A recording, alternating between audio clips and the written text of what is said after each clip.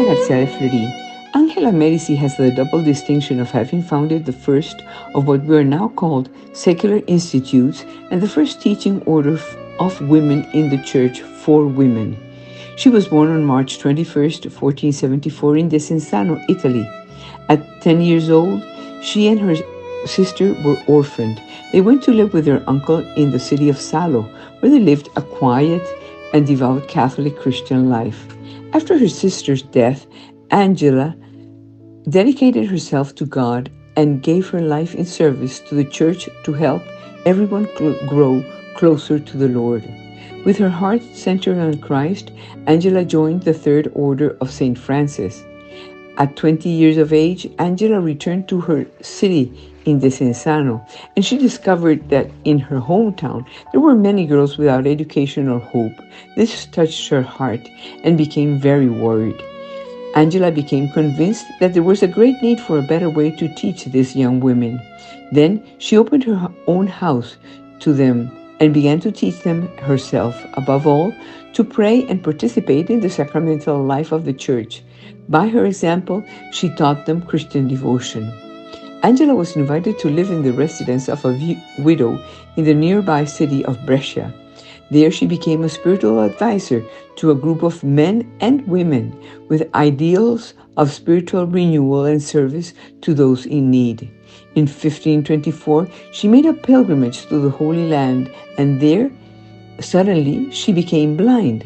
Despite that, Angela visited the sacred shrines without seeing. On the way back, while praying before a crucifix, Angela regained her sight.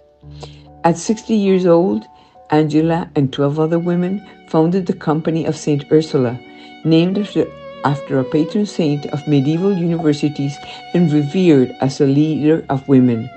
This constituted a new way of life, single women consecrated to Christ and living in the world rather than in a monastery. They wore no special clothing, they made no formal vows, but they evangelized and worked for those in need. In 1535, she founded the Ursuline Order in Brescia, a community of women and girls who sought to follow Christ while living among their neighbors, their families, and those in need. These women had no money and no power, but they were united by their dedication to education and commitment to Jesus Christ and service to His church. The Ursulines opened schools and orphanages.